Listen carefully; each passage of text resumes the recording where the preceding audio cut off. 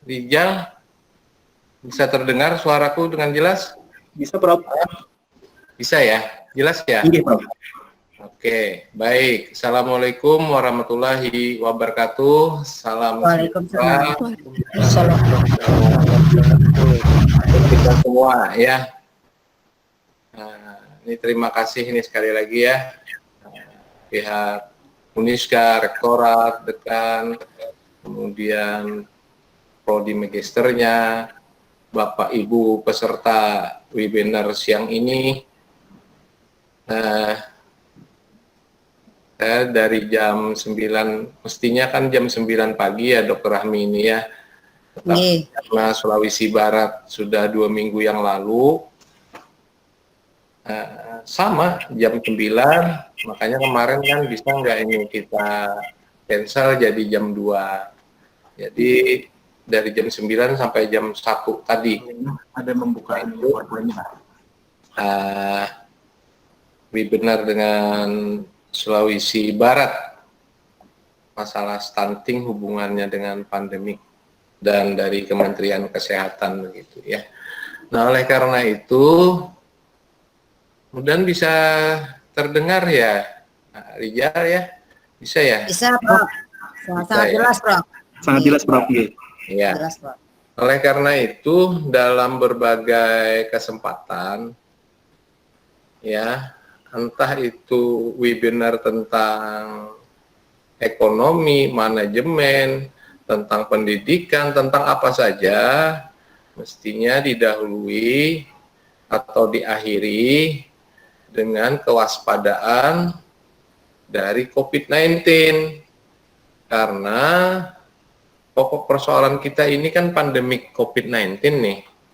Nah, mestinya pakai ini, Bu Rahmi, tapi ini di ruangan saya di S2 barusan tadi didesinfeksi sendiri sehingga tidak menggunakan masker ya, sudah didesinfeksi sendiri ini tadi.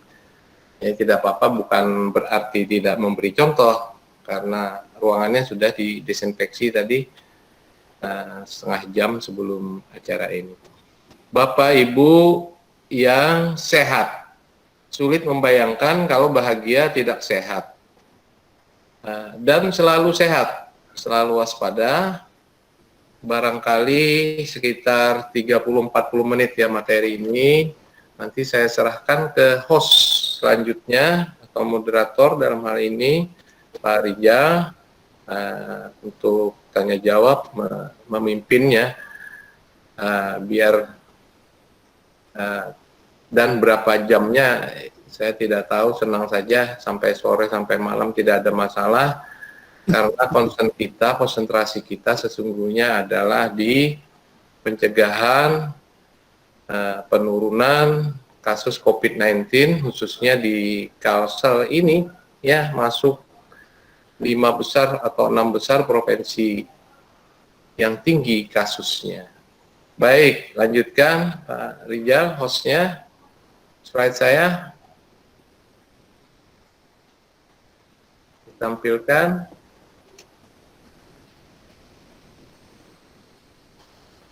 Halo. Ya, sudah, Prof. Sudah muncul, Prof? Sudah muncul, Prof. Kok di tempat saya tidak ada ya? Apanya ya? Nah, berulang-ulang yang ingin ditampilkan. Ya, selalu berulang-ulang, terutama biar diketahui dan kebijakan dalam hal pengambilan keputusan, entah itu pemerintah daerah, entah siapa saja ya, harus paham betul dulu tentang ini, bahwa setiap wabah, terutama lambat dalam penanganannya, ya, contohnya di Indonesia ini, dan di Kalsel, lihat saja fenomena ini, gunung es. Nanti ada ukurannya, bagaimana bisa menyatakan demikian? Setiap wabah penyakit, bila lambat kita mendeteksi dan menangani, maka fenomenanya seperti gunung es. Artinya yang terlihat, yang nampak, yang dilaporkan setiap hari, ya, setiap hari, baik gugus tugas percepatan penanganan COVID-19 atau virus corona di pusat maupun di daerah, itu sangat kecil sekali. Sangat kecil. Artinya, saya lupa tadi ya, nanti dilihat di slide berikutnya, belum nyampe, bukan, kembalikan, belum sampai 30%, yakin saja belum sampai PCR. Terus bagaimana untuk membongkar kasus ini selanjutnya kalau kita tidak tahu yang di dasar? Berapa yang di dasar ini yang di tengah masyarakat kita? Jadi puncaknya ini perkiraan ahli, ya, termasuk perkiraan saya, nanti indikatornya ada itu, tidak lebih dari 30%. Artinya ada 70% orang yang diperkirakan terinfeksi. Entah itu dengan gejala, entah itu tidak gejala, entah itu gejala ringan, sedang, berat, karena ketidaktahuan, karena tidak deteksi, ada di tengah-tengah kita. Iya, jadi terlalu banyak basa-basi bahwa berbagai macam alibi argumentasi lacak saja yang 70%, sebanyak-banyaknya. Oleh karena itu, apa indikasinya menyatakan 30%? Mungkin terlalu banyak, apalagi di Kalsel. Coba nanti ya slide berikutnya. Lanjut Pak Rijal. Jadi sebentar, yang ada di puncak yang terlaporkan ini tidak lebih dari 30%. Nah, nih, mungkin kurang. Ini yang menjadi sorotan internasional.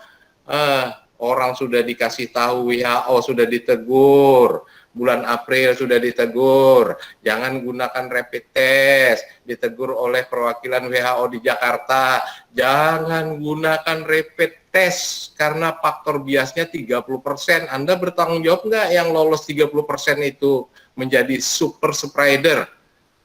Mungkin mahasiswa S2 dulu sudah tahu super spreader itu pembawa virus. Siapa yang bertanggung jawab nanti kalau malaikat maut mencabut? Iya, udah dikasih tahu, jangan rapid test, jangan rapid test. Dan itu menjadi sorotan dunia. Mengapa kita masih melakukan rapid test?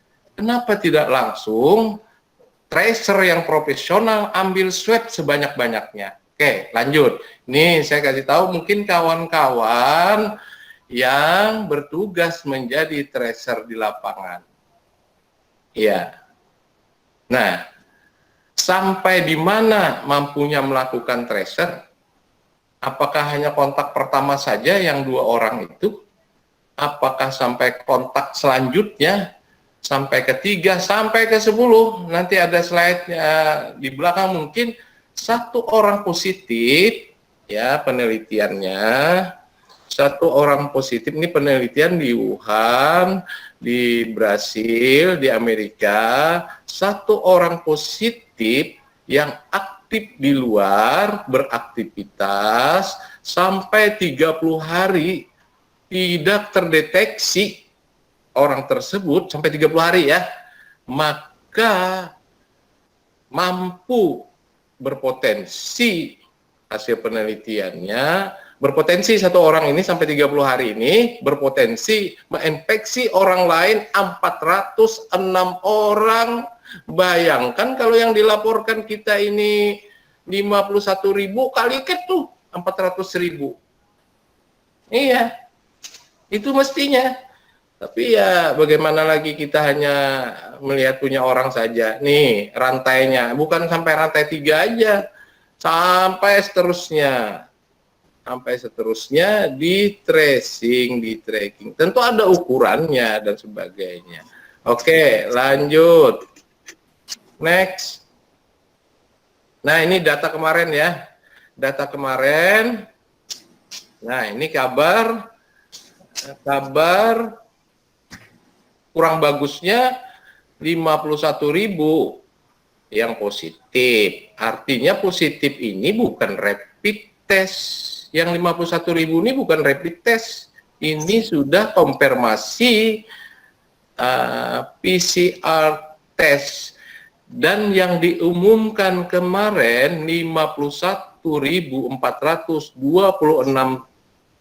orang, 51.000 yang diumumkan tanggal 26 hari apa itu? Hari Jumat. Itu bukan kasus hari Jumat, bukan kasus hari Kamis. Ya, bukan. Itu kasus barangkali udah seminggu yang lalu. Bagaimana mau memprediksi? Ini bukan kasus hari Jumat. Kebetulan hari Jumat itu aja yang diumumkan. Begitu juga nanti yang di Kalsel diumumkan hari Jumat, kasusnya bukan hari Jumat, bukan hari Kamis, bukan hari Rabu. Rata-rata 5, bahkan ada yang 20 hari baru diumumkannya. Kan ada orang menunggu 20 hari, ada menunggu 15 hari. Nah, ini mestinya juga gugus tugas mengumumkan bahwa yang diumumkan hari ini kasusnya bukan hari ini. Kan gampang aja itu, belajar aja tuh mendengar di TV apa sih gugus tugas. Bahwa kasus ini bukan hari ini, spesimen yang kita periksa bukan hari ini. Itu udah berminggu-minggu.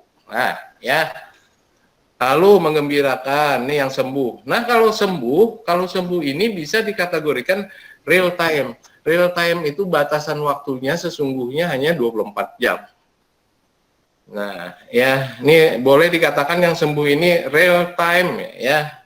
Nah, yang meninggal ini juga real time, tapi ya sebagian besar real time, yang lain juga belum tentu real time. Orang sudah dikubur 3-4 hari baru keluar, baru dia umumkan. Jadi bagaimana ya?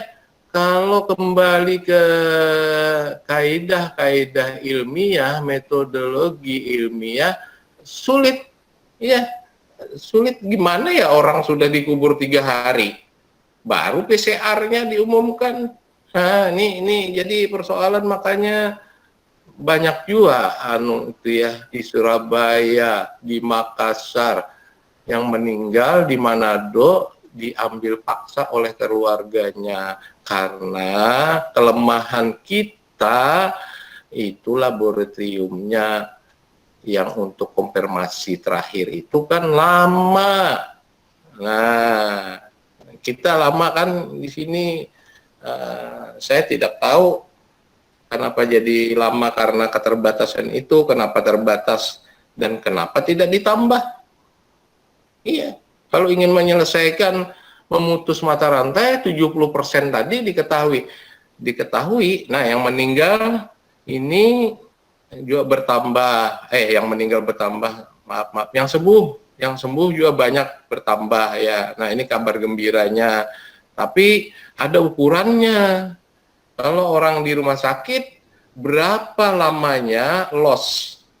Length of stay itu ada ukurannya. Semakin lama orang dirawat, entah kenapa sebabnya dia masuk ke rumah sakit itu sudah gawat darurat, ukurannya semakin lama orang di rumah sakit dirawat, itu menandakan kualitas pelayanan. Itu sudah rumusnya. Semakin cepat orang dirawat, bagus. Semakin lambat, jelek. Entah apa itu. Nah, silahkan. Jadi faktornya banyak ya, keterlambatan dan sebagainya. Itu indikator terakhir saja yang saya sebutkan. Oke, kita lihat berapa persen sesungguhnya yang baru terlaporkan. Next. Coba lihat angka PCR. Ada nggak kelihatan di sini ya? Nah, itu. Coba lihat angka PCR test. Orang. Di mana itu tulisannya di atas itu? Itu indikatornya berapa? 400. Aku pada melihat bisa dibantu Pak Rijal, 400 berapa orang itu? Rijal? 439.000 orang. Bukan spesimen. Itu orang dulu, orang. 439.000. Nah, ketentuannya ya, nanti mau mengambil rekomendasi yang mana nih? ketentuannya sekurang-kurangnya 1% dari jumlah penduduk. Berapa penduduk Indonesia? 267. Kalau 1%-nya berapa? 2,6 juta orang yang dites PCR, bukan spesimen. Spesimen itu nanti mengukur PR, ya, positif rate, iya itu. Tapi lihat saja jumlah orang yang dites. Sudah 3 bulan kan, Maret, April, Mei, Juni, 3 bulan lebih yang dites baru 400 berapa tadi itu Pak Rija? 439. 39. Padahal 1000 per 1 juta. Artinya berapa? Kita perkecil 100 per 100.000. Kita perkecil 10 per 1000 penduduk. Penduduk Indonesia 267 juta, artinya kalau diambil 1% ini 2,6 juta. Ini berapa persen ini? 2.600.000 dibagi 4,5 bagi 500 sajalah. Ada nggak 25%, 20%? Nah, segitu. Taruh 30%, artinya ada 70% lagi yang belum. Yang belum. Pertanyaannya kenapa itu Pak atau Prof? Lah, mana aku tahu. Ya, aku kada jadi presiden, aku kada jadi gubernur, jangan tanya kan apa sebabnya jadi rendah itu. Banyak sudah beritanya kemampuan laboratorium, SDM kita kasihan benar. Nanti SDM kesehatan, SDM laboratorium itu mestinya sudah jauh-jauh hari sudah berubah. Bukan garda terdepan. Mestinya garda belakang nanti ada ya. Nah, ini kecil nih. Nah, terus spesimennya berapa tuh spesimennya? 700 sekian. Nah, maka PR-nya untuk mengetahui layak tidaknya new normal dan sebagainya, jumlah orang yang positif itu 436 dibagi jumlah spesimennya 700 berapa ya? 730. Nah, kali 100%. Kalau itu 10% atau ke bawah, nasional ini layak. Nah, itu bagikan saja, kayaknya belum sih.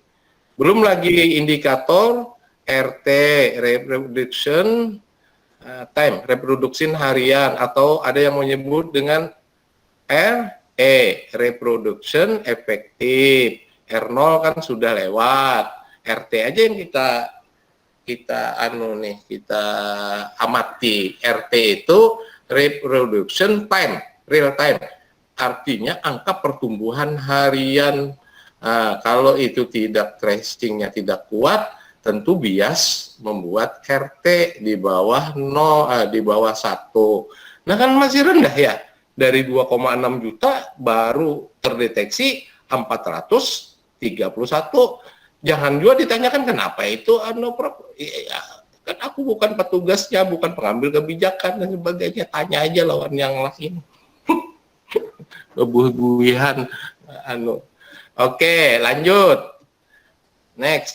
Nah, ini data kemarin. Ada kelihatannya Pak Rijal ya. Ya sudah ya. Ini Kalsel urutan keberapa, berapa tambah kemarin. Sudah. Nanti di aja. Nah, terus kita perlebar khusus Kalsel. Next. Ini Rijal berapa menit ya ini ya? Ini ada 26 slide. Berapa menit diberi waktu nih? Sampai jam 3, Prof. 1 jam bisa. Oh ya, tidak. Oke, 1 jam bisa, Prof. Nah, Materi sampai jam 3, Prof. Kalsel. Itu bisa dibantu ya Rijal? Siap. AR-nya itu berapa? Attack rate-nya berapa angkanya? 66.000, 66 per 100.000 penduduk ya. Nah, artinya itu ya, kalau banyak ditemukan kasus, ada yang menyebut prestasi, iya, prestasi kawan-kawan surveillance, iya, tapi ini kan mata pisau bermata 10. Oke, prestasi iya, yes, cepat tracingnya. Satu yang positif ini sudah 30 hari ini Prof, kami dapat 406 seperti itu tadi, apa nanti di belakang itu, ya prestasi. Tapi ingat juga bahwa ini kegagalan dalam pencegahan. ER itu apa artinya? Attack rate itu serangan satu infeksi wabah di tengah masyarakat. Jadi untuk mengetahuinya tadi patokannya ya 10 per 1000 atau 1000 per 1 juta. Tidak sampai itu di nasional aja 20-25% tidak sampai. Bagaimana kita mau mengetahui berapa sesungguhnya angka kasus yang ada? Di Kalsel berapa ya? Di Kalsel, penduduk Kalsel itu kan 4,3 juta. Artinya yang orang di tes PCR itu 43.000 sekian. Nah, kira-kira di Kalsel itu sampaikah yuk 12.000? Taruh aja 12.000 orang yang sudah, bukan spesimen ya, karena satu orang itu bisa dua kali, minimal 2 kali loh di tes PCR, bukan itu namanya jumlah spesimen. Ya, lain lagi ukurannya. Ini jumlah orang pertama kali di tes PCR itu di Kalsel itu sampai tidak 12.000, dari 43.000 minimal. Bagaimana bisa memprediksi? Iya, aku kata gimana ya ini memprediksi sekian ratus ribu. Apanya yang mau diprediksi dengan rapid test 30% diambil? Bukankah rapid test sudah tidak direkomendasikan? Nah, jadi yang jual lah.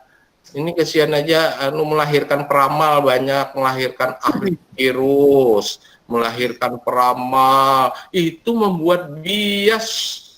Ada tuh, aku sudah dapat berbulan-bulan tuh.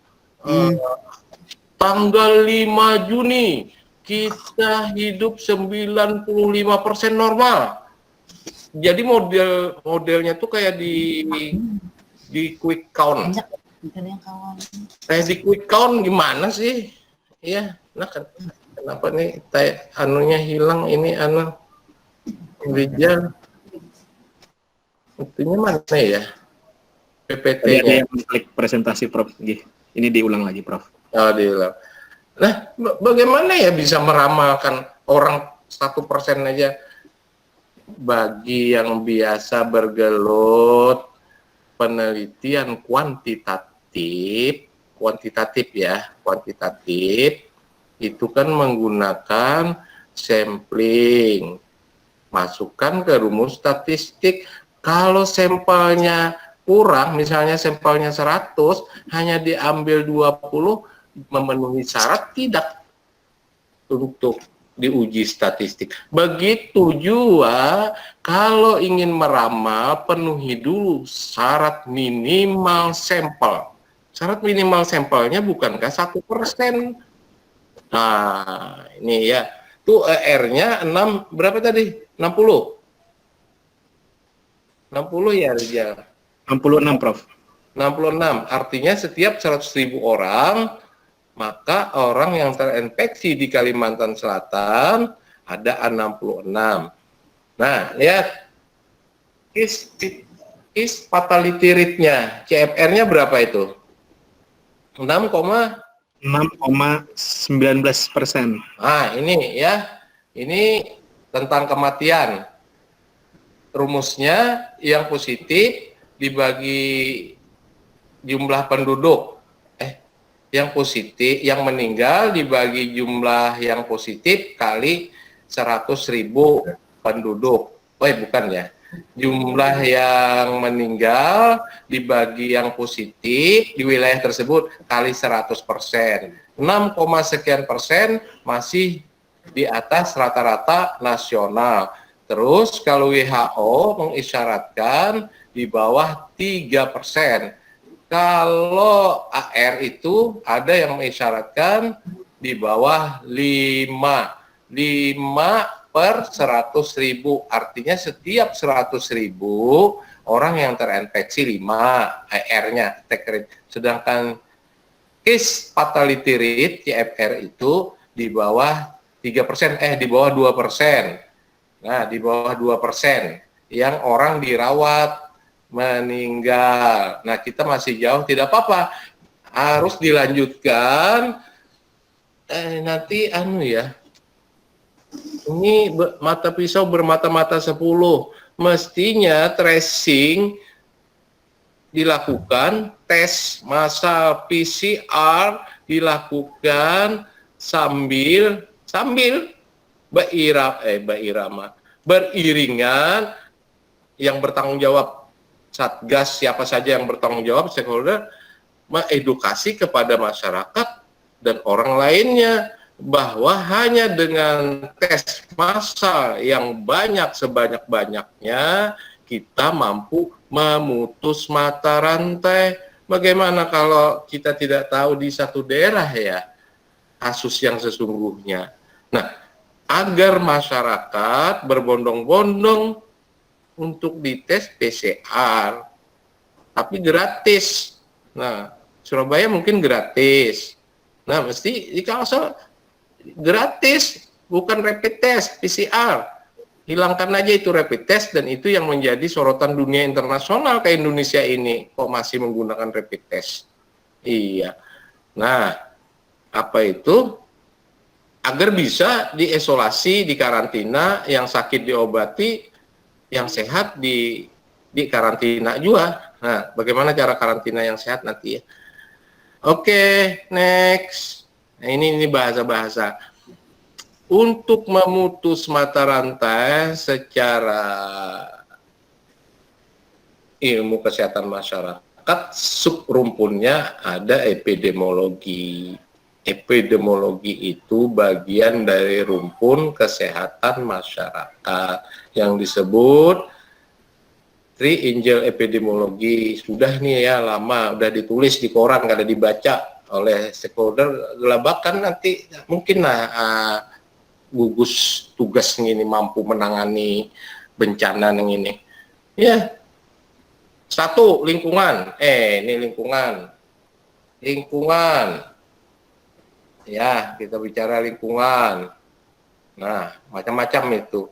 Mengetahui lingkungan ini tentu spesifiknya nanti terhadap perkembangbiakan virus corona COVID-19. Oleh karena itu, 3 bagian ini adalah penting untuk mempelajari wabah penyakit. Kenapa dipelajari? Dalam rangka melakukan kesimpulan dan memberi masukan kepada pemangku kepentingan pemerintah daerah biar tidak salah.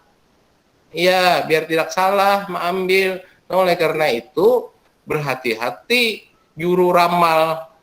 Harus dipahami yang ini. Di dalamnya itu ada waktu, ada person, dan sebagainya. Ya, ini lingkungan hidup. Nah, di mana dia mampu hidup di lingkungan ini, tentu di luar, ini kan lingkungan host itu manusianya, lingkungan itu di luar manusia maksudnya. Dia hidup di mana? Tentu di mana itu? Kebersihan lingkungan di rumah, kebersihan baju lah yang begitu-begitu. Terus fisik, geologi, ternyata iklim, ternyata hasil penelitian tidak terpengaruh dengan iklim si COVID ini. Mau panas, mau hujan, mau di darat, mau di laut, mau di gunung, tidak mengenal. Nah, kita abaikan. Artinya kita bisa, jangan lagi menjustifikasi, tenang aja, bulan Mei, bulan Juni, Juli, kita kan daerah tropis, nanti panas bulan Mei, Juni, tidak tahan. Hasil penelitian terakhir 100 derajat baru mati. Itu penelitian terakhir di Inggris, 100 derajat Celcius baru itu COVID musnah. Emang kalau berjemur di matahari berapa derajat? Sanggup berhari-hari. Orang virusnya di dalam tubuh manusia, kenapa disuruh berjemur? Kalau pakaian dijemur masih mending, kalau melengket-lengket. Tubuh manusia disuruh berjemur. Tubuh manusia itu mandi wan sabun, wan sampo, terus berjemur, jemur matahari pagi, kan virusnya di dalam tubuh, biar sampai hangit awak, memang mati. Jadi aneh-aneh aja, manusianya aneh-aneh aja, kada tuntas lagi. Ini ada itu malah bupatinya menyuruh orang apel pagi. Ada itu di negeri antah berantah. Dari tanggal sekian kita berjemur pagi, mau pacul baju. Sekali dilihatin di surat kabar, itu ternyata kada pakai masker. Jaraknya ini kada aneh. Coba amun koler membaca itu lah. Koler membaca apa tuh? Suruh kepala dinasnya itu pelajari jujur juga kamu jamur nih berjemur matahari ini mampu ini vitamin D, Pak. Vitamin D kan kada mesti harus di sinar matahari, di makanan, minuman dan sebagainya. Iya, jadi aneh. Mudah-mudahan nggak ada lagi orang yang berjemur pagi yang waktu sepedaan pulang. Nah, pulang. Hewan, sosial ekonomi, kepadatan hunian penduduk tuh di Banjarmasin. Itu kaitannya dengan sanitasi. Ya, semakin padat penduduk, rumah penduduk, sanitasinya buruk, ya, maka memungkinkan COVID-19 ini berkembang biak. Pendapatan pekerjaan ada hubungannya, adalah orang mencari nafkah keluar. Bagaimana disuruh stay at home, emang didapat berapa ratus ribu mereka dapat sehari? Tidak mungkin ya. Tidak boleh kan mencari duit keluar, boleh dengan syarat protokol kesehatan. Itu kan yang dianjurkan sekarang ini. Oke, lanjut. Ini kepanjangan ini. Nah, host di atas ya itu manusia. Nah, ini yang mempengaruhi paparan. Arti paparan itu kita berdekatan atau kontak dengan media yang mengandung COVID-19, begitu ya, COVID-19. Jadi orang, lingkungan yang buruk, sanitasi, baparakan, makanya jaga jarak penting. Kerentanan ini juga sudah diperbaharui. Si COVID-19 ini kan lebih dari 30.000. Dia sudah bermutasi di 216 negara. Nah, oleh karena itu, amun ada ahli peramal, mudah-mudahan dalam sini nggak ada, mampu mengkarakteristik virus, harap kada bubuhan WHO yang ribuan itu, belum disimpulkan apapun tentang karakteristik dan genetik dari COVID-19. Apa sebab masing-masing negara dan penelitian terakhir, barangkali saja 2 orang yang terkena bisa beda-beda itu, Pak, karakteristik virusnya. Nah, sampai sekarang WHO belum menyimpulkan apa-apa lagi. Masa kita harap lagi meneliti kada? Ini juga ya. Kerentanan itu adalah hubungannya dengan daya tahan tubuh, jenis kelamin, suku, tidak dikenal dan tidak mengenal si COVID-19 karena belum kuliah apa ya? Demografi, ini ada kuliah demografi, sikat terus, mau bayi, mau orang tua. Ini orang 60 tahun. Kasihannya orang sudah divonis 60 tahun. 60 tahun rentan. Tidak, karena tidak mengenal itu si COVID ini. Mau bayi, mau laki-laki, perempuan, mau orang tua, mau remaja. Karena kan itu imunnya kuat, banyak tuh yang meninggal. Nah, jangan menyimpulkan, jangan apa. Ini penyakit penyerta, karena ada penyakit penyerta. Bahasa apa itu? Komorbidnya ada. Tidak. Semua punya potensi kena infeksi ini dan punya potensi menjadi penular. Titik. Ya, ada juga di Surabaya, hendak disedot itu, penghabisannya disedot di dalam kerangkeng tahanan. Ada kan di Surabaya? Aneh-aneh aja. Ini jangan mengulang sejarah buruk tentang flu Spanyol ya di Surabaya. Jadi ini apalagi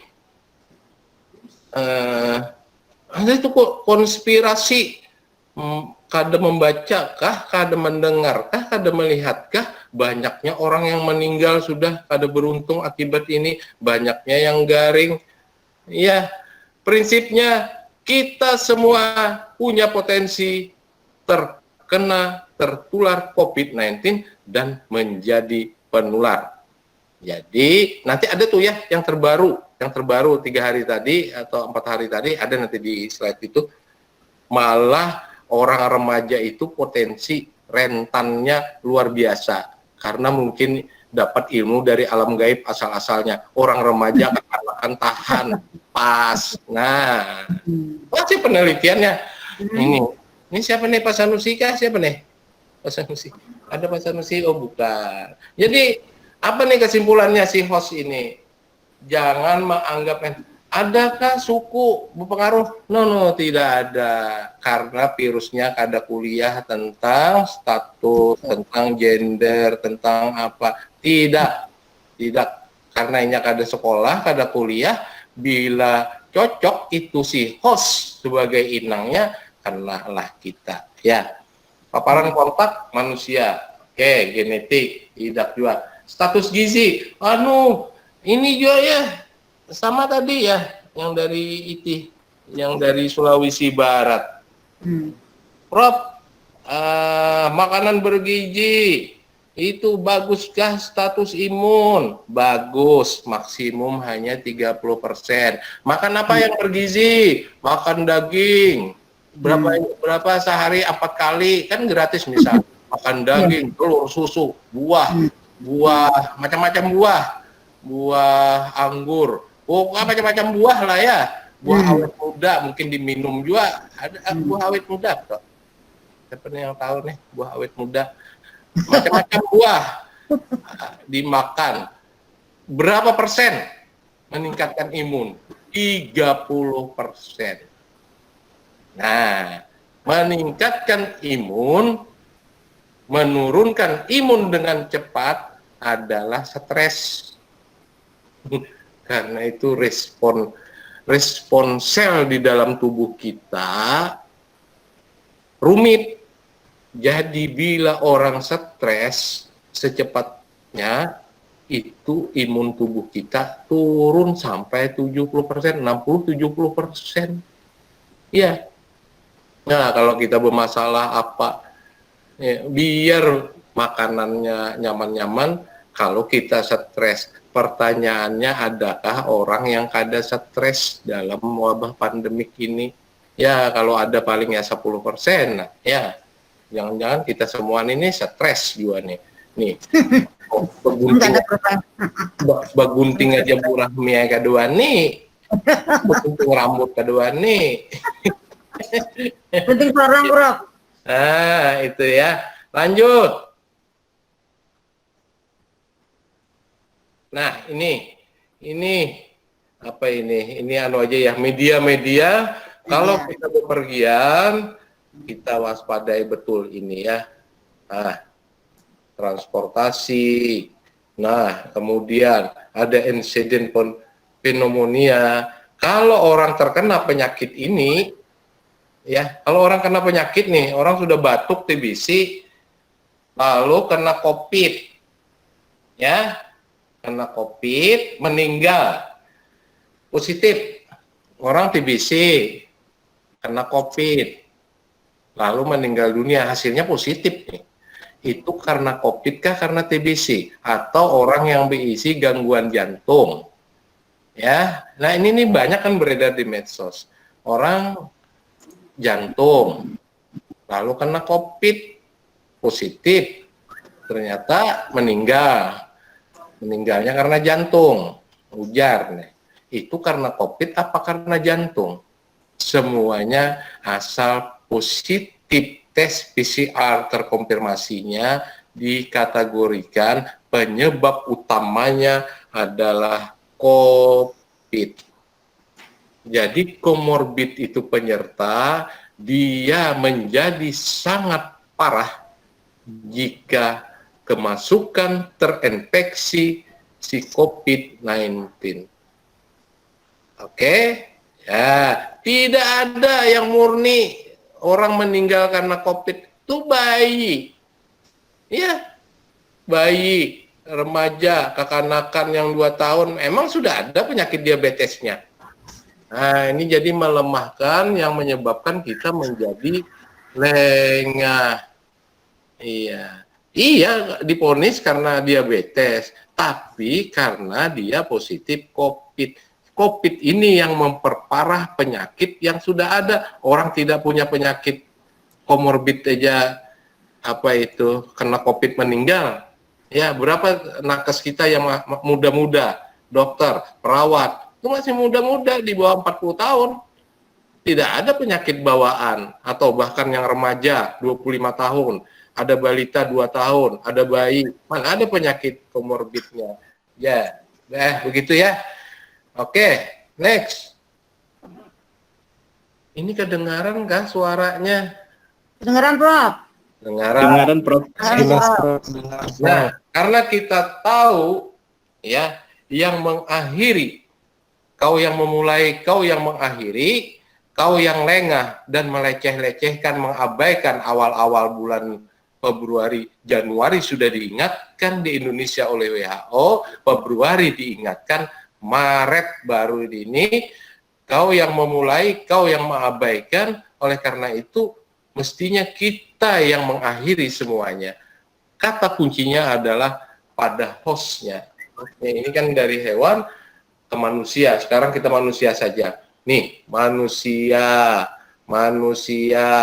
host sebagai inangnya, ya sebagai inangnya ini adalah vaksinnya. Kan vaksin itu, nih vaksin. Vaksin itu kalau kita perluas definisinya adalah mencegah suatu penyakit tertentu.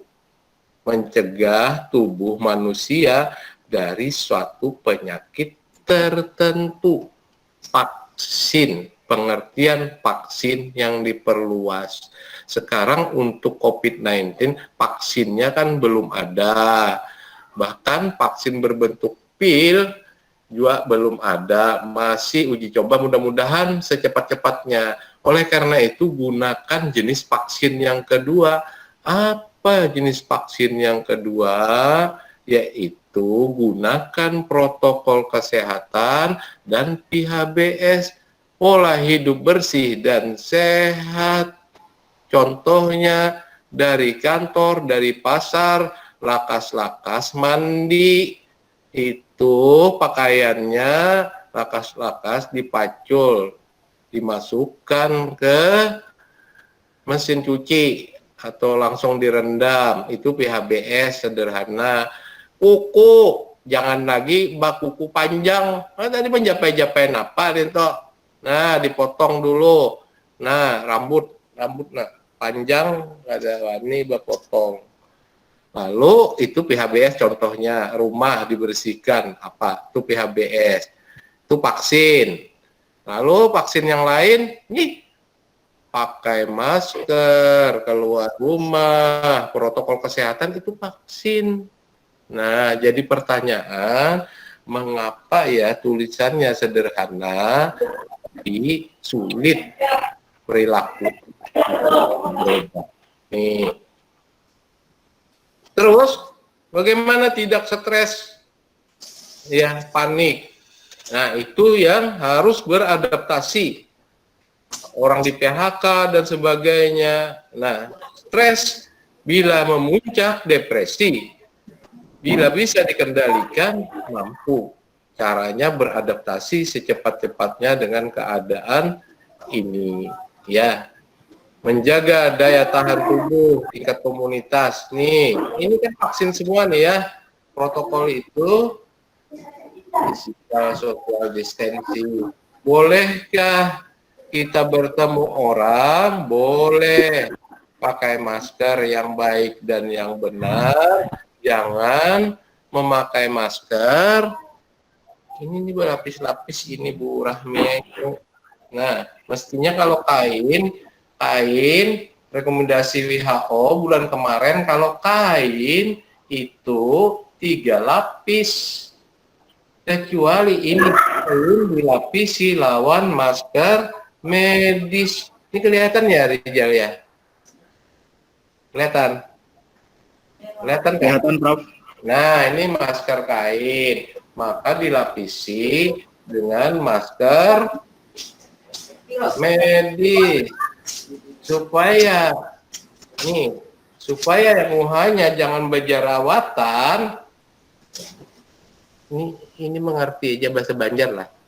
Nah, supaya muhanya jangan berjerawatan, rusak, mestinya dilapisi apa nih? Tisu muka. Nah, jadi begini. Nah, lapisi karena kita gunakan masker ini dilapisi di dalamnya pakai masker medis begini. Ya. Lalu ya dilapisi karena Bapak. Nah, yang kainnya ini untuk estetika, tapi harus aman. Maka di dalamnya dilapisi masker medis begitu ya, lapisi tisu biar mukanya pada lembab. Bayangkan kalau 1 jam lembab mukanya. Untuk perempuan ini kan ada teorinya, ini hasil uji coba aja. Untuk perempuan mestinya kalau nyoba masker jangan diberi make up, kan lembab itu. Nah, ini masker 2/3 hidungnya harus tertutup. Nanti ada yang disebut dengan false sense obscurity, rasa aman yang palsu. Mengandak masker. Nah, nih ya. Nah, setengah hidung itu palsu. Nah, ada juga. Nah, corong Mac, ini Pandir di corong Mac, padahal Mac-nya bekas orang siapa-siapa itu. Nah, ini juga luput. Nah, yang paling luput, nah di hidung kayak gini setengah hidung aja luput, di ujung hidung luput, kayak ini luput lagi. Nah, banyak kalau melihat orang. Nah tambah luput. Baru masker aja sulit sekali. Kenapa ya? Nah, kenapanya nanti ada jawaban ini. Nah, oleh karena itu, nih, memantau pergerakan. Wah, ini, ya, OTG ini, orang tanpa gejala ini seluruh dunia memang. Indonesia ini 60-70%. Di Kalsel itu, barangkali 73 atau 74%. Orang tanpa gejala gimana cara mendeteksinya? Tidak ada cara mendeteksinya, salah satunya adalah dengan tes PCR, diulang-ulang, PCR. Jadi oleh karena itu jangan lagi ditakunkan, karena ini kalau diskusi, kenapa kada boleh rapid test? Kada usah lagi ditakunkan, betakun non WHO aja sana. Ya Rijal, nanti itu di-delete kalau ada pertanyaan itu. Berarti siap, Prof. Kurang membaca update. Lanjut. Kada update terus. Enggak. Lanjut. Next Rijal. Nah, lingkungan ini si virus ini sukanya di mana? Nah, virus ini ternyata Dr. Rahmiah ketujuh lawan manusia yang macal. Satu, orang macal itu memang inya kada dapat informasi. Yang kedua, inya dapat informasi disebut dengan bias informasi, atau inya sudah ketinggian ilmunya, lalunya menganggap enteng. Nah, 3 kategori manusia ini nanti ada tabelnya itu. Ini ketujuan si virus ini bersarang. Nah, yang kedua, karena kita juga 3 hari aja turun ke rumah, turun ke kantor 3 hari aja diundang nih, Senin, Selasa, Jumat jadwalnya. Ada kesempatan di rumah itu namang gini, bini mungkinnya kada tapi paham juga. Nah, ambil tisu basah atau hand sanitizer atau disinfektan, andak di tisu, lawang-lawang itu apa ngarannya tuh? Gagang pintu, ensel di itu tisu. Nah, ada kesempatan itu, ya. Nah, oleh karena itu, bagaimana agen ini yang disukainya? Tentu lingkungan yang lembab, yang tidak terkena matahari, yang udaranya pengap dan sebagainya. Oleh karena itu, anjurannya kan, dan itu memang betul anjurannya si Dr. Raisa itu harus ada ventilasi lokal yang dibuka. Kalau pakai AC gimana? Ya, tidak selamanya di dalam ruang pakai AC, dibuka. Kayak ini, nah, dibuka. Jadi biar udaranya tidak berputar-putar di sini. Ya, next. Oke, ya. Ini lingkungan diseimbangkan. Di rumah saja ini apa ya? Sudah lewat. Ya. Kalau bagi orang yang penghasilan bulanan dan kantornya tidak mewajibkan turun, ya di Unlam kan dosen 50%, karyawan 50%, bergantian, jadi 3 hari dan sebagainya, tidak ada masalah. Tapi bagaimana dengan masyarakat yang lain yang penghasilannya sehari untuk 2 hari dan sebagainya? Sebetulnya itu jauh-jauh hari WHO sudah mengisyaratkan, tetapi kita tidak pernah mau membahas itu. Karena kapan itu dibahas, apalagi di koran dan sebagainya, media, masyarakat menjadi abai dan sebagainya. Nah, ini tidak menimbulkan apa ini? Ini tidak ya. Tidak menimbulkan panik, bukan membeli bahan kebutuhan pokok, panik, stres dan sebagainya, menerima arus informasi. Ini lingkungan ya. Menerima arus informasi, apa ya istilahnya? Ekstasi, self-ekstasi, menerima informasi yang menghibur diri. Nah, menghibur diri, naluri manusia, psikologi, kalau sudah kepepet, maka mencari pelarian yang menghibur diri. Nah, apa itu?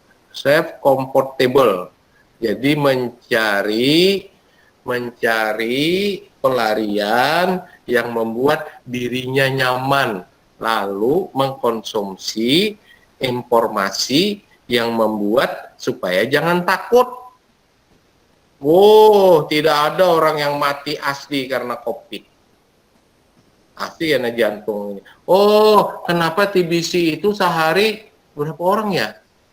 100 lebih ya? Kenapa itu TBC tidak dihebohkan di media? Nah, jadi mencari perbandingan kayak itu. Nah, kenapa ini, jangan ini proyek pemerintah, jangan ini. Nah, itu menghibur diri, melepaskan tekanan batin, ujar orang psikologi, membaca artikelnya itu, menghibur diri, tapi lari dari kenyataan. Padahal sederhana sekali rumusnya untuk terhindar COVID-19. Bila keluar rumah, gunakan masker yang baik, yang benar, jaga jarak 1,5 meter. Maksudnya gunakan masker sekaligus menjaga jarak kalau di luar rumah.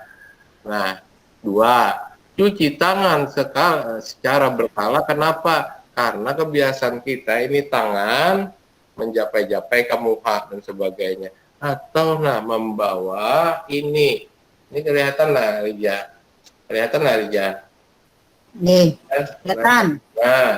Nah, ini murahnya semprot ruangannya. Nah, ini jadi kalau kita ke muka atau habis memegang apa itu, insya Allah ini. Lalu kalau beli ke rumah, itu plastiknya dan sebagainya itu mestinya diganti tuh di muka rumah atau disemproti, harusnya kayak itulah. Itu ngarannya new normal, beradaptasi dengan tatanan hidup baru dalam masa pandemik. Beradaptasi, ujar masyarakat, new normal ini sudah normal kembali, jadi bebas saja kita disiring sana tuh di Banjar, mana coba lihat itu Jalan Es Warman, Kayu Tangi, mana aja lah di Banjarbaru, Martapura, new normal, newnya yang ada paham juga normal, udah aja, iya. tambah karena sudah bosan jadi stres orang, dapatnya kalimatnya normal, ya sudah PSBB udah selesai. Tugas fasilitas kesehatan, ya, ini ada yang di depan, ada yang di belakang. Lebih banyak tugas fasilitas kesehatan itu adalah di belakang. Nah, harus dibalik ya. Fasilitas kesehatan yang di depan adalah laboratorium, termasuk SDM-nya. Yang kedua, karantina khusus. Itu tugasnya di depan. Selebihnya, puskesmas, rumah sakit, apa lagi ya, klinik, termasuk SDM di rumah sakit, SDM di puskesmas, SDM di mana lagi? Ini garda belakang. Nah, tapi ada yang di depan nih, kayak laboratorium untuk tes ini, tracer tuh kawan-kawan yang melakukan tracer di lapangan itu garda apa ini? Garda terdepan. Kami kekurangan SDM, rekrut saja relawan, dilatih 2 hari gini dilatih sampai prakteknya bagaimana melakukan tracer sudah selesai. Semua ada jalannya jika mau memutus, gitu ya. Yang berisiko itu pasien. Terus kalau orang di karantina itu ada manajemen karantina. Yang masuk seminggu itu beda gedungnya, yang masuk belakangan lain lagi itu gedungnya. Fasilitas makannya harus berbeda, yang seminggu aja, yang di karantina itu kan yang setelah kebanyakan dari rapid test tuh, jangan-jangan yang disebut dengan negatif palsu, bahwa dia sesungguhnya tidak menderita apapun, ya, terdeteksi, padahal tidak menderita apapun, tercampur lawan orang yang bujur menderita, akhirnya jadi menderita. Oleh karena itu ada manajemen karantina yang khusus disediakan oleh Pemda ini. Ya, oke. Next. Nah, ini ya. Nah, ini yang tidak ada. Tidak ada. Ya. Tidak ada dalam hal pencegahan. Kalaupun ada, ya ada ya. Apa bagian hulunya? Ini tahap pengendalian. Masyarakat bersama stakeholder. Stakeholder itu pemerintah daerah, kepala daerah, bupati, gubernur, wali kota, satgas, siapapun, tokoh agama, tokoh masyarakat, ormas, LSM, perguruan tinggi, siapa saja, ini namanya bagian hulu, garda terdepan. Bagian hulunya lagi sinergis. Ini proses 1-2 Romawi itu adalah bagian hulu. Masyarakat, stakeholder, kebijakan yang kada berganti-ganti, kebijakan yang kada membingungkan, bahasanya aja kada paham orang. New normal, apa aja masyarakat normal itu berarti tidak ada seperti ini lagi. Nah, jadi kebijakan yang membingungkan, yang berubah-ubah, PSBB aja yang ada paham, sosialisasinya 4-5 hari, paham lah hanya membaca itu. Kalah bersaing dengan arus informasi yang menyebabkan bias informasi. Ya. Nah, stakeholdernya dan sebagainya. Nah, idealnya mestinya ini bagian hilir. Tadi yang saya sebutkan ya. Paskes, petugas, sarana pendukung, itu hanya mampu 20% lah. Kalau seperti ini saja, mudah-mudahan tidak terjadi ya. Mulai diri kita, keluarga, lawan kawan-kawan, nanti ambruk tuh. Rumah sakit ambruk, bukankah sudah banyak, kasihan nih kawan-kawan kita tenaga kesehatan yang sakit, yang kasihan, kita doakan, prihatin, yang meninggal, yang insya Allah mati syahid ya dalam tugasnya. Beberapa hari tadi ada lagi meninggal. Nah, mestinya kalau diselesaikan nih yang hulu lawan prosesnya itu 80% sudah menyelesaikan persoalan. Ya masyarakat ada patuh dan sebagainya. Nanti ada ceritanya kenapa masyarakat kita ada patuh. Kok disuruh pakai masker susah, pas pakai masker dianak digulu, ya dianak digulu. Apalagi kalau hakun berlapis-lapis, nah kayak ini berlapis-lapis, paginya aja pakai masker, pakai kain selapis, alhamdulillah sudah bujurnya andak kayak ini. Ini diandaknya setengah hidung, diandaknya di ujung hidung, diandaknya di sini. Ada anaknya di sini, tukang gorengan, ada anak di sini. Tukur juan itu Pak aja banyak di sini kalau ada lagi yang mau pakai lalu Pang. Nah, ini apa sebab? Nah, karena slide selanjutnya. Jadi yang kadada ini, yang kada banyak digarap itu di masyarakat. Makanya masyarakatnya kada tapi peduli. Nah, siapa yang berhak menggarap ini adalah stakeholder. Siapa yang stakeholder itu? Ya, panglimanya gubernur, bupati, wali kota, satgas, apa itu? Pengendalian gugus tugas. Itu panglima turun ke masyarakat tuh baputar-putar, door to door. Pas mau ulah baleho, gambar kepala daerah, calon kepala daerah. Nah, kanal gambarnya tulisannya. Nah, ini bagaimana ya ini ya. Jadi ini aja nih, ini slide ini sampai ke Jakarta, sampai ke alam gaib dibawa aja nih yang slide ini. Ya, ini 80% ini memang digarap. Nah, gimana cara menggarapnya nanti ada. Next. Nah, hulu coba. Nih, ya. Bisakah, mampukah? Mampu kalau mau. Kalau kita ini kan terpaksa masing-masing pribadi aja. Nah, kalau stakeholdernya menjadi panglima perang, ya, super leader, stakeholdernya kurang Pak, ini ciptakan. Siapa yang menciptakan? Pemerintah daerah dan atau komunitas masyarakat. Ini diciptakan bahwa ini musuh kita bersama, kita harus mengakhiri dengan secepat-cepatnya karena vaksin injeksi dan vaksin pil, ada loh vaksin pil sudah dikembangkan tuh, salah satu penelitinya kan yang di Inggris, di Eropa ya, pusatnya di Inggris, salah satu penelitinya itu orang Indonesia loh itu. Vaksin berupa pil COVID-19 sudah diuji coba ribuan, ya. Eropa yang mengembangkan berpusat di Inggris, Universitas di Inggris. Salah satu peneliti injeksi pil COVID-19 adalah ilmuwan Indonesia. Tadi ingat ngarannya. Nah, itu. Ya, selagi belum ada nih vaksin injeksi suntikan dan berupa pil, gunakan vaksin jenis kedua, yaitu terapkan, jalankan protokol kesehatan dalam kurung. Apa itu protokol kesehatan? Bila keluar rumah nih berjalan, pakai masker.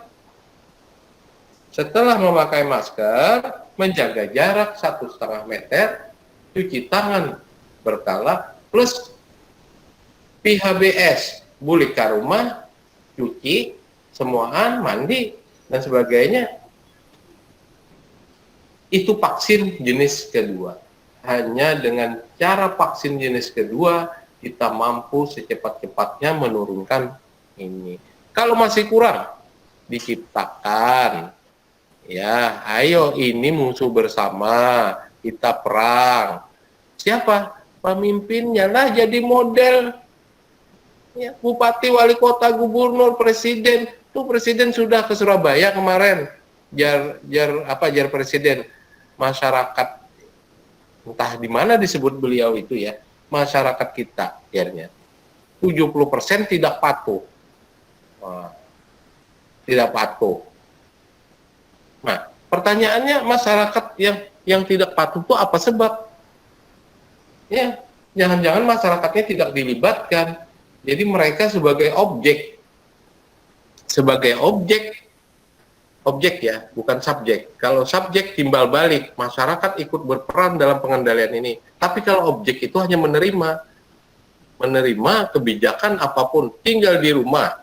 Ini orang terpenjara, namanya nama umum penyakitnya Kebenpapper.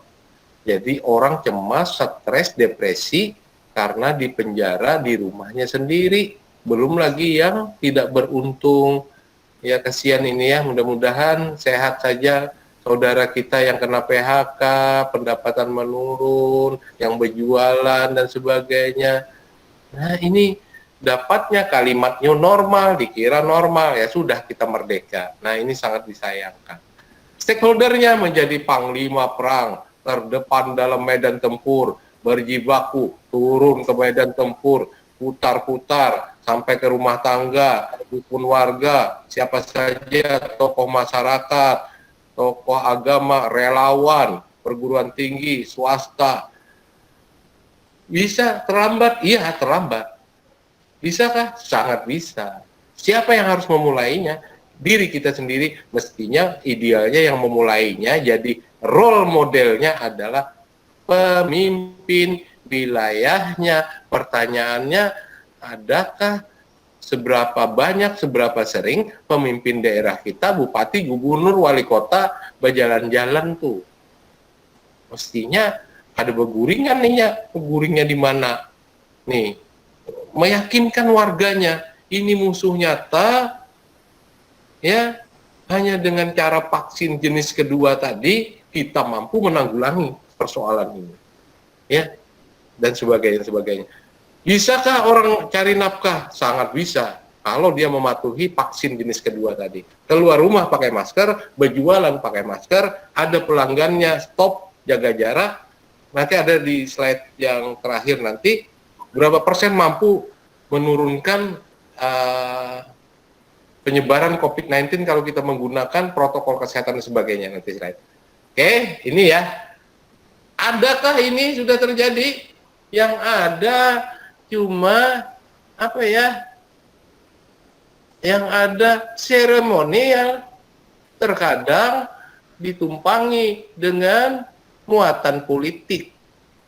Ya, berbagi sembako, dipoto-foto, dipotret. Maulah banner, ada gambar kepala daerah. Salahkah itu? Nah, padahal ini dia jadi panglima perang nih. Turun. Nah, ini ya.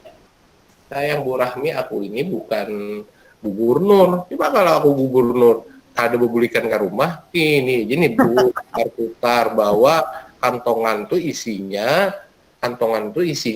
yang dibagi ke masyarakat itu isinya masker atau hand sanitizer produksi mana gitu. Nah, itu dibagi itu jadi pendidikannya. Nah, itu putar. Nah, ini ya. Nah, jangan sampai kayak di Makassar ya. Nah, tapi karena itu penunjukan gubernur wali kotanya, gara-garanya tidak mampu menurunkan stunting di kota Makassar, dicopot wali kotanya oleh gubernur. Oke, ini ya hulunya paling penting ini. Bapak, Ibu, Saudara yang tergabung dalam webinar ini bisa menilai apakah ini jalan atau tidak. Ya, coba. Kalau jalan, seberapa intensif mereka jalan? RT, adakah sudah orang di RT itu cuma sekali doang himbauannya?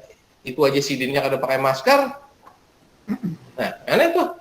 Atau RT. Adakah ini? Ini, padahal ini tadi mampu menyelesaikan berapa? 80% mampu menyelesaikan persoalan pandemi. Nah, kesimpulannya hulunya tidak digarap optimum sehingga masyarakat kita menjadi abai, kalah bersaing dengan banyaknya arus informasi yang bias terhadap persoalan COVID-19 ini. Ini sampai jam berapa? Jam 3. Wah, sudah lebih 1 jam. Ayo, tinggal berapa slide lagi? Lanjut. Bisa Nah, dipercepat. proses. Ini proses. Komando pusat daerah. Ini oke, sudah ya. Kajian yang komprehensif dan kompeten. Tentu dari pakar-pakar ya mengkaji ini. Mengapa masyarakat satu daerah itu tidak patuh? Barangkali media yang digunakan tidak diinginkan masyarakat. Masyarakat sudah bosan melihat baleho, sudah bosan melihat di medsos lebih baik kita mencari medsos tentang konspirasi videonya. Udah bosan. Terus apa yang tidak bosan? Barangkali saja tokoh masyarakat yang diidolakannya, tokoh agama yang diidolakannya, itu yang dijadikan role model ini. Ya, nah tidak mudah sinergi komponen masyarakat stakeholder bijakan. Ya, jadikan role model, jadikan sinergi seluas-luasnya, sebanyak-banyaknya. Ya, sulitkah menciptakan itu? Tidak. Yang tidak sulit. Kalau mau, ya kepala daerahnya mau nggak menciptakan ini? Relawan-relawan, apa yang disebut dengan leader, duta tentang penanggulangan COVID-19 diciptakan sebanyak-banyaknya, ya. Nah, kalau tidak, lihat saja nanti kita mudah-mudahan tidak terjadi dan vaksin jenis pertama ditemukan, alhamdulillah, nggak bisa. Tapi kalau belum ditemukan vaksin yang kedua, dimulai diri kita sendiri, keluarga, kawan-kawan, dan sebagainya. Jangan sampai tanggal 30 Maret, saya udah menulis di Bitpos, banyak yang membaca cengar-cengir tentang herd immunity. Jangan sampai pemerintah kita menggunakan teori herd immunity. 30 Maret sudah kutulis di Bitpos. Yang baca waktu itu cengar-cengir. Iya. Nah, akhirnya yang baca itu jadi peramal. Herd immunity, kekebalan kelompok secara alamiah. Artinya 70% masyarakat harus terpapar secara alamiah penyakit. Iya kalau kebal. Maka ikonnya muncullah berdamai dengan COVID-19. Jadi Yusuf Kala, ya kalau virusnya mau bakawan non kita. Kalau kita jadi inang yang empuk bagaimana? Muncullah new normal, beradaptasi tatanan hidup baru menuju hidup produktivitas dan aman COVID-19. Ya, kalangan akademisi persis apa yang kutulis 30 Maret, maka berlakulah herd immunity kalau bahasa alam gaibnya disebut dengan seleksi alam. Siapa yang kuat, dia bertahan. Ingin kuat, gunakan vaksin jenis kedua.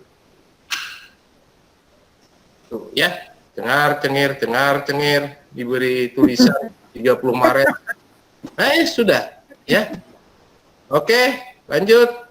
Habis waktunya, hilirnya mestinya garda belakang, penjaga, pengendali, dan pengobatan itu adalah garda belakang, kawan-kawan di puskesmas, tenaga kesehatan di klinik, tenaga kesehatan di rumah sakit, fasilitas kesehatan, dan sebagainya, mestinya diposisikan dari awal, dia garda belakang. Kalau kita garap bagian hulunya, 80% teratasi, maka garda belakangnya tidak babak belur.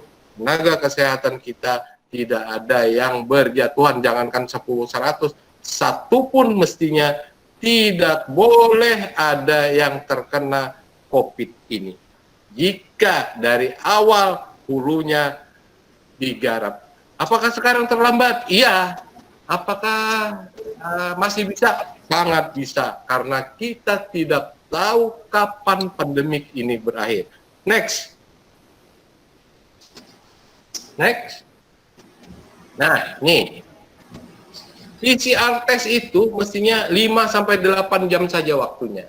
Tapi karena keterbatasan lab, keterbatasan SDM, keterbatasan reagen, dan sebagainya, menyebabkan 5-10 hari sampai 15 hari. Mengapa itu sebabnya? Kembali lagi, jangan ditanyakan di sini. Treatment, ini tadi ya, isolasi bagi yang suspek, bagi yang positif, ada ya, bagi masyarakat yang sehat. Bagaimana mengisolasi masyarakat yang sehat dan mengisolasi masyarakat yang suspek sakit jika tidak terpenuhi minimal tracingnya. Sulit kita. Bisakah diprediksi? Ya bisa aja. Tapi margin errornya jauh. Mana ada angka prediksi yang pas? Bulan, jumlahnya, mana ada?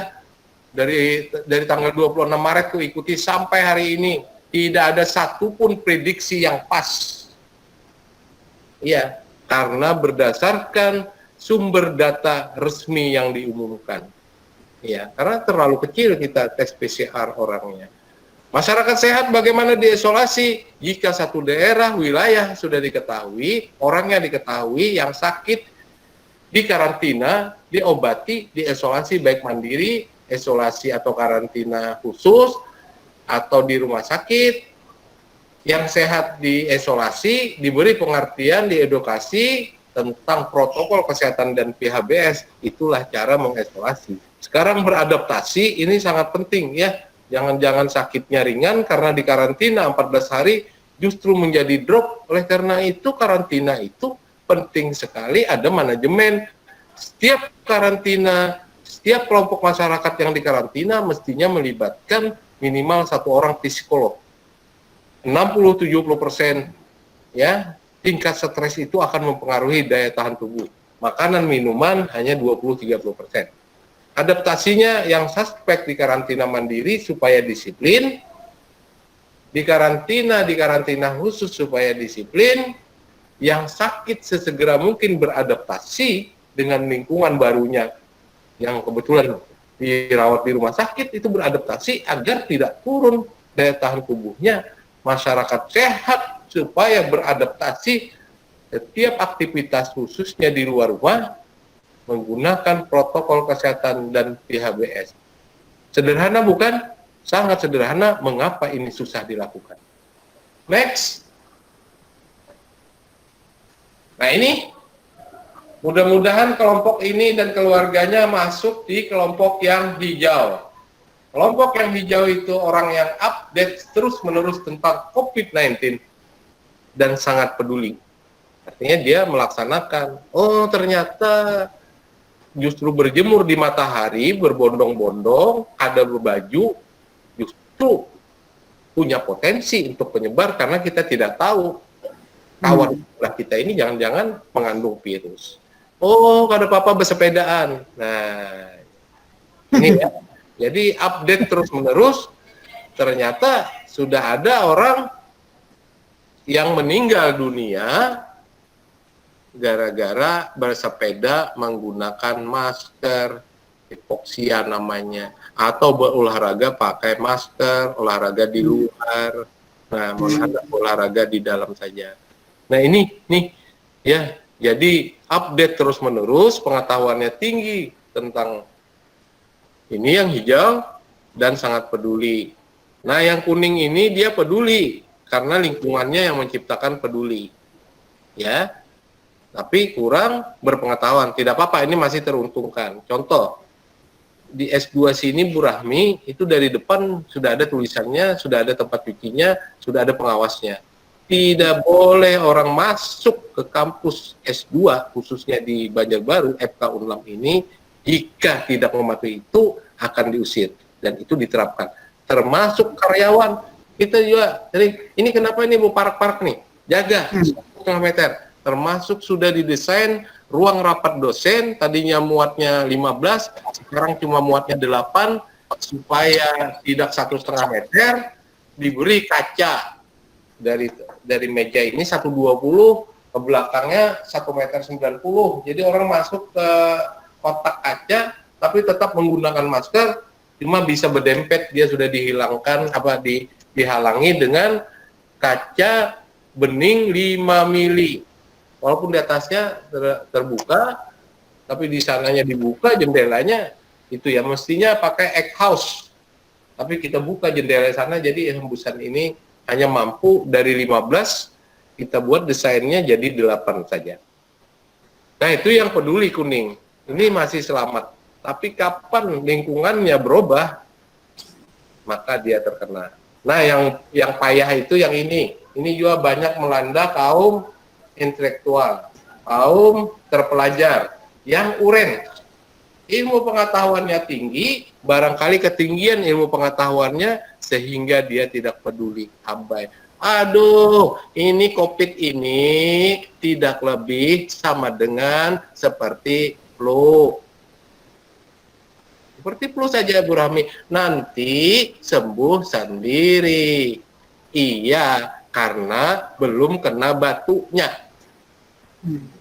Ya, jadi kalau ada diskusi seperti itu, tidak usah langsung lab saja, tidak menguntungkan karena ketinggian ilmu. Ya, seperti flu biasa saja, minum saja ini. Padahal WHO dan Kemenkes sudah memberikan suplemen. Apa yang harus saudara konsumsi suplemennya, apa yang harus diminum vitaminnya, dipakai vitaminnya, dan apa vaksinnya yang harus digunakan. Sejak Januari, Desember, itu WHO sudah memberikan suplemen vitamin dan vaksinnya, yaitu protokol, jalankan protokol kesehatan. Hanya kita menambahkan saja PHBS. Itu suplemennya, jadi tidak usah aneh-aneh yang lain-lain. Itu suplemen sudah untuk saat sekarang. Nah, yang paling parah adalah kelompok merah. Hidup mati di tangan Tuhan. Virus corona itu diciptakan Tuhan. Lebih baik kita takuti yang menciptakan virus. Ya sudah. Mudah-mudahan kelompok ini bisa memilih.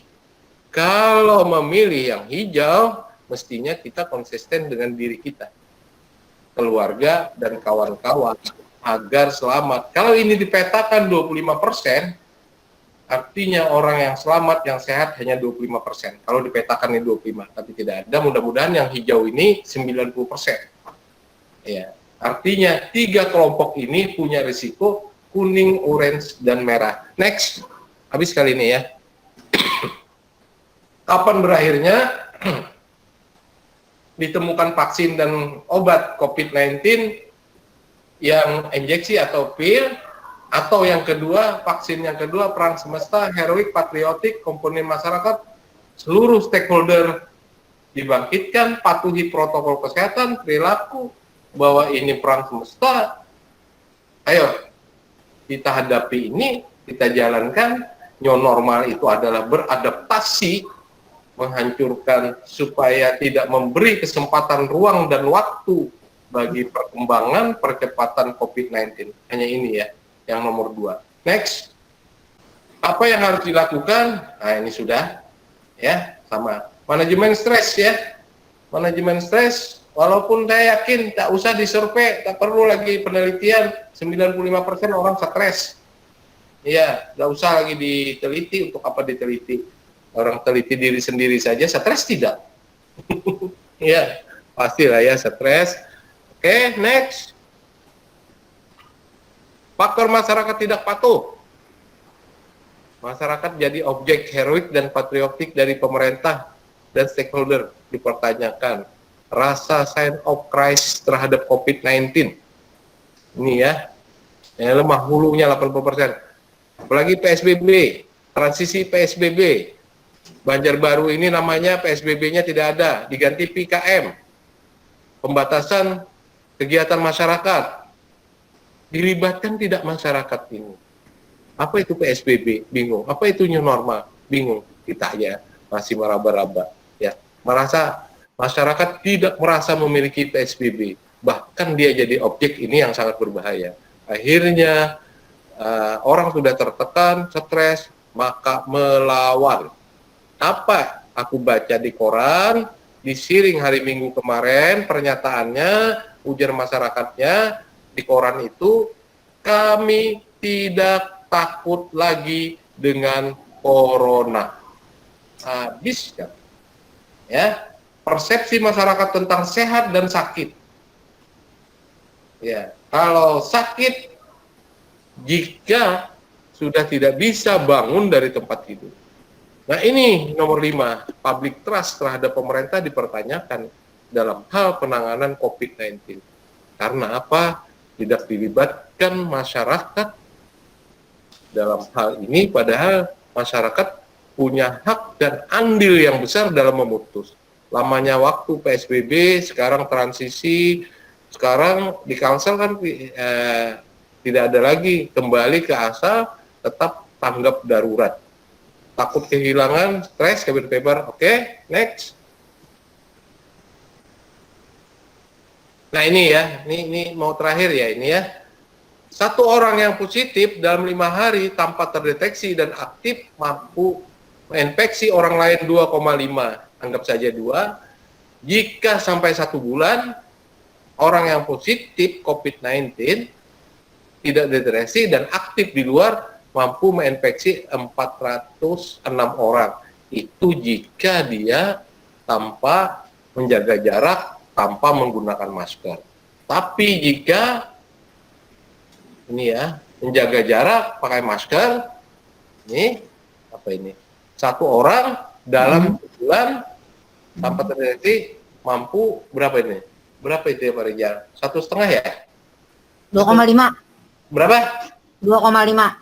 2,5, bayangkan Bu Rahmi. Tapi kalau 75% menggunakan jarak, cuci tangan dan sebagainya, ini yang di atas itu berapa tadi? 30 harinya berapa? Yang 50%. 25 orang ya? Ya. Nah, 15.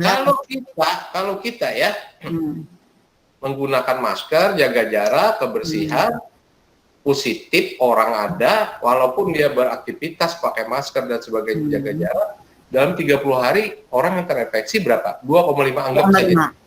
Artinya apa? Begitu banyaknya penurunan angka kalau kita menerapkan protokol kesehatan dari 406 menjadi 3 orang saja kan, bukan sajanya 2,5 orang, artinya 3 orang.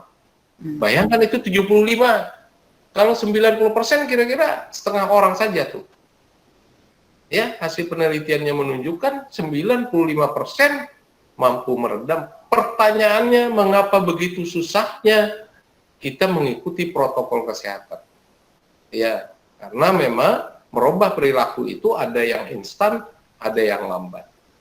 Tadi sudah dijelaskan, karena kurangnya bombastis, tidak adanya perang semesta yang diciptakan dan sebagainya, ditambah lagi dengan kalimat-kalimat dan kebijakan yang membingungkan, yang kalimat-kalimat ya begitu ya.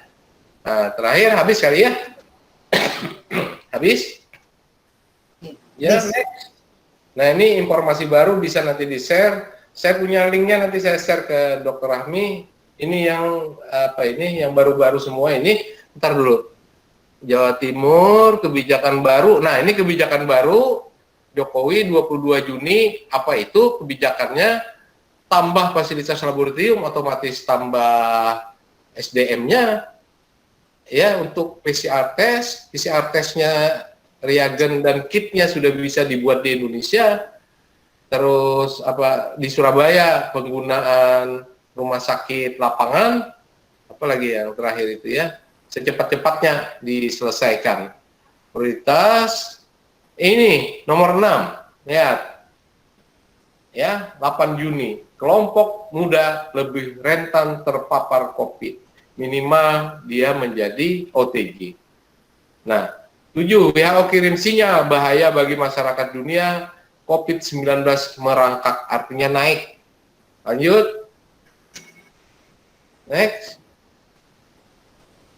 WHO ingatkan fase berbahaya virus kian cepat menyebar. Seberapa efektif masker dan jaga jarak pencegahan, yang 4 Juni tadi sudah, mengenal angka reproduksi dan sebagainya.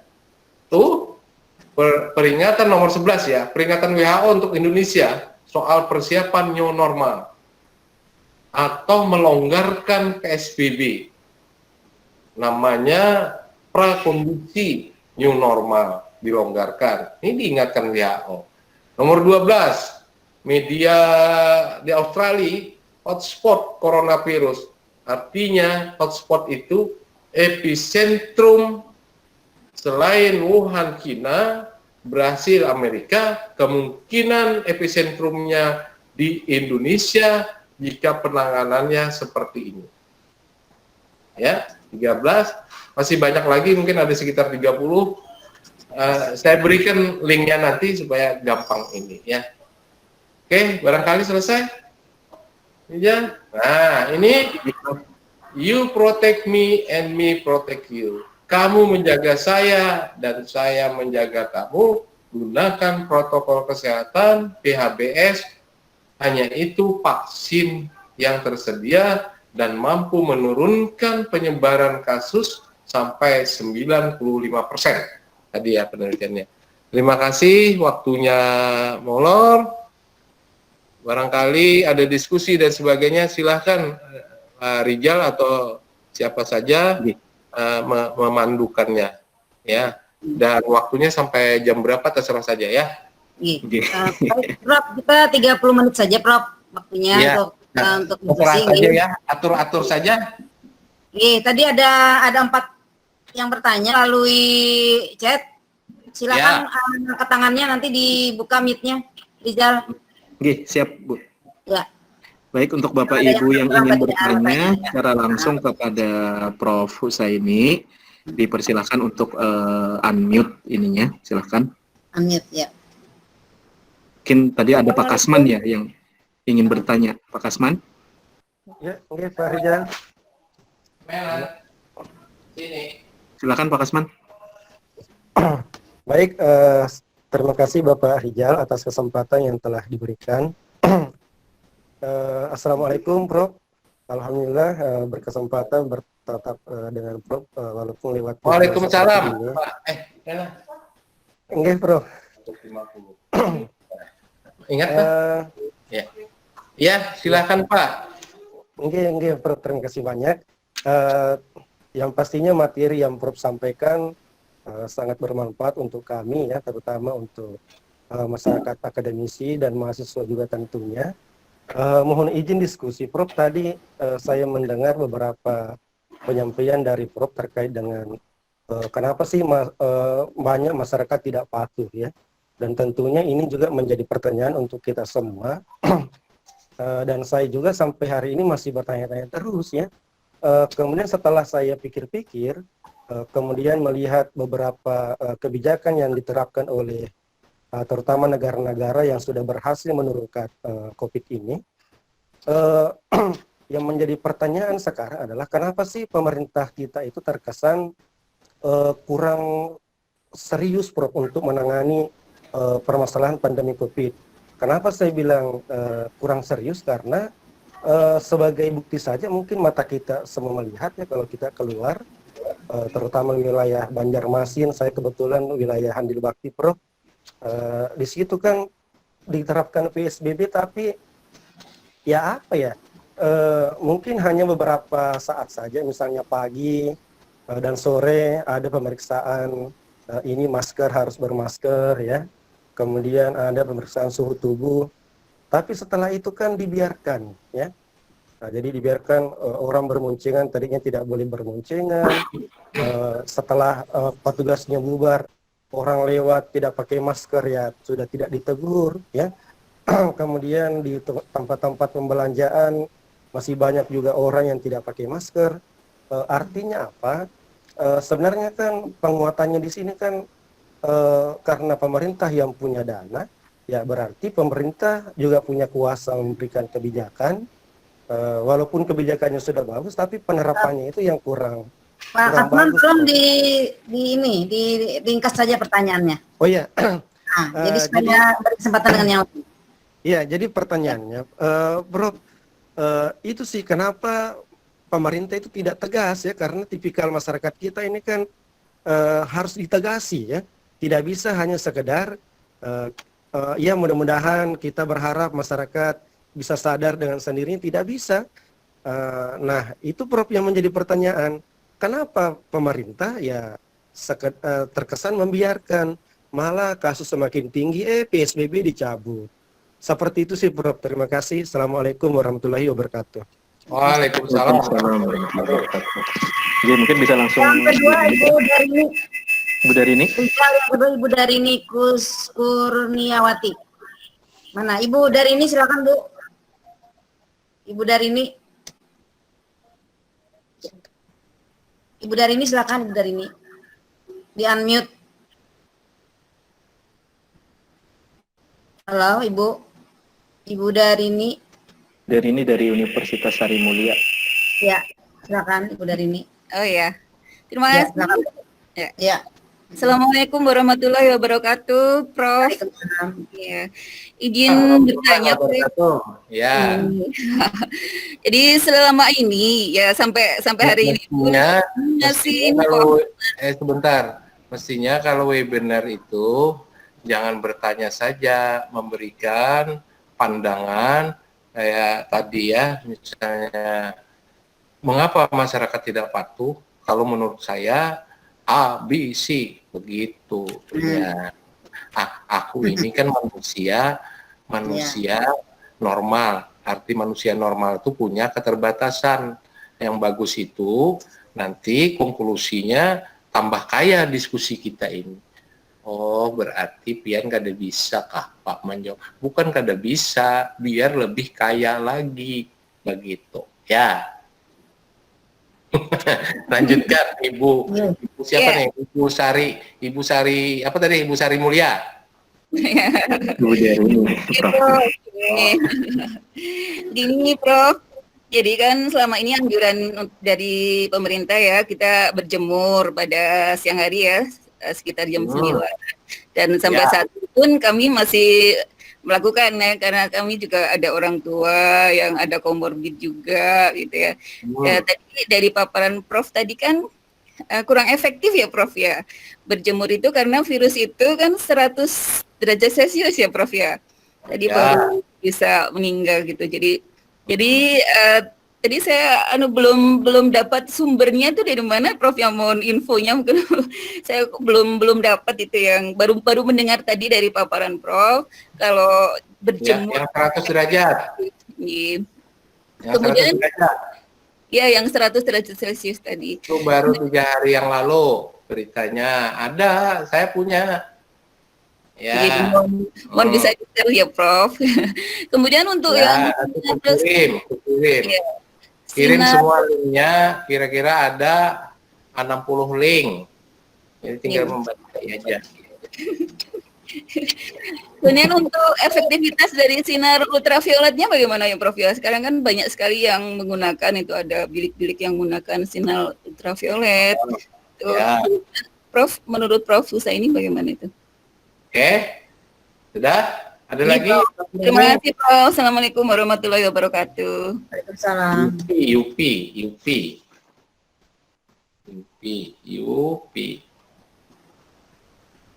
Ada lagi atau 2 saja atau? Dua dulu ya Prof, 2 aja dulu Prof. Oke. Oke. Ini kencang ada suaranya ini. Kencang Prof. Kedengaran. Jelas sekali, Prof. Pertama dari siapa tadi? Pak Asman. Pak Rahman ya? Kasman. Pak Rasman. Kenapa orang kada patuh? Kan itu ya. Nah, di slide yang keberapa tadi itu ya? Mengapa orang kada patuh? Tadi ada jawabannya, slide nomor berapa tadi Pak Rijal? Jalan aja. Prof ditampilkan. Sebetulnya banyak ya. Kalau diupdate itu, mengapa orang tidak patuh itu? Di hampir slide terakhir tadi, Pak Rasman, hampir slide terakhir. Terus. Nah tadi. Nah ini boleh saja ditambahi. Ya, masyarakat tuh sudah diajak tidak dari awal bahwa ini kasus. Misalnya PSBB, ya apa dilibatkan tidak masyarakat ini? Dijadikan subjek tidak? Kalau subjek itu artinya apa ya? Tukar menukar. Masyarakat punya hak tahu dan punya hak untuk memberikan pendapat. Tapi objek yang selama ini jadi objek. Sosialisasi 4 hari, padahal sudah aku kritik. Kalau melihat di Banjarmasin, sehari sebelum PSBB, itu apaan ya orang ya? Pawai. Emang ini mau perang apaan? Pawai, ambulan. Ambulan dibawa bahwa besok kita PSBB. Ini kan maulah masyarakat jadi takutan. Ya. Iya toh, bukan takutan saja, memuakkan. Terus Banjarbaru sudah diingatkan, kenapa jangan seperti Banjarmasin kalau mau PSBB sehari sebelumnya, kok pawai, onpoe, bulan puasa lagi di Banjarbaru. Pertanyaannya apa tuh untungnya? Kok pawai-pawai seperti itu? Kalau ingin memberikan tahu ke masyarakat bahwa besok kita PSBB setelah 3-4 hari disosialisasikan, tidak perlulah pawai-pawai seperti itu. Nah, ini contohnya bahwa masyarakat hanya sebagai objek. Sebagai objek. Nah, ini banyak sekali ya faktor yang mempengaruhi ya Pak Rasman ya. Belum lagi orang sudah stres, sudah 2-3 bulan dan sebagainya. Ini tidak bisa satu institusi. Nah, ini yang paling penting, tolong dicatat.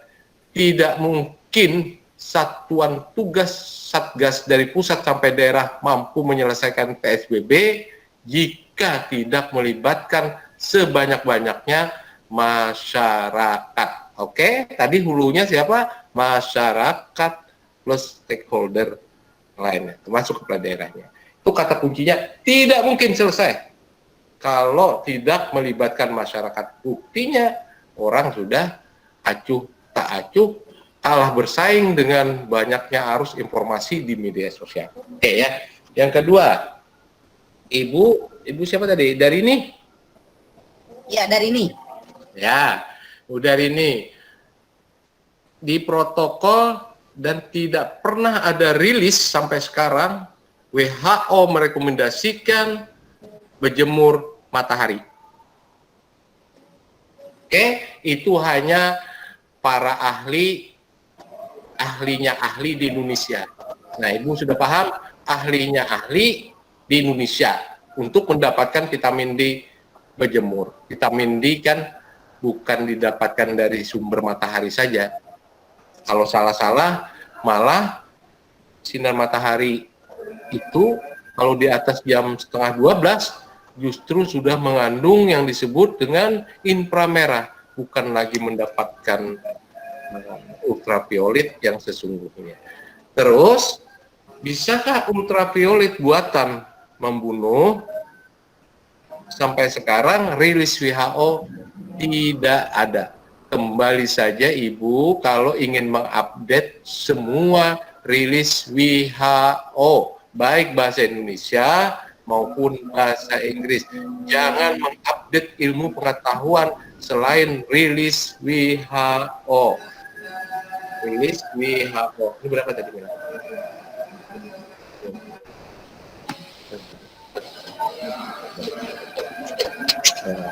Satu terbekesan ke lain. Rilis WHO. Bila Ibu dan Miri ingin mencari ilmu pengetahuan tentang COVID, rilis WHO itu sudah bahasa Indonesia, Bu. Bahkan perwakilan WHO di Indonesia itu dia rilisnya menggunakan bahasa Indonesia. Hampir 2 hari, 3 hari sekali ada rilis WHO. Ikuti saja rilis WHO. Apa vaksinnya? Apa yang disarankan WHO, protokol kesehatan itu global sifatnya. Jadi tidak usah aneh-aneh. Bolehkah minum herbal ini boleh saja. Tapi vaksin utamanya ikuti protokol kesehatan. Kementerian Kesehatan gugus tugas juga mengambil dari WHO. Adakah minum obat ini? Tidak usah. Yang disarankan itu oleh WHO, keluar rumah pakai masker, habis pakai masker jaga jarak 1,5 meter, hindari kerumunan, pulang ke rumah laka-lakas, cuci tangan, baju mandi, titik. Itu saja. Mudah-mudahan Ibu bisa menjalankan, kada usah ditambah-tambah baharat-harat kada WHO. Pakai masker aja belum tentu bujur. Yang disebut dengan apa tadi? False sign of security, rasa aman yang palsu. Memakai masker saja kada beres. Pakai masker 2/3 hidungnya harus tertutup. Bila pakai kain, rilis WHO-nya 3 lapis. Tapi kalau pakai ini selapis. WHO kadada juga mengisyaratkan, tapi hasil pengalaman supaya muhanya jangan berjerawatan, dilapisi lawan tisu muka. Terus kalau makan di restoran bagaimana? Adakah disuruh makan restoran oleh WHO?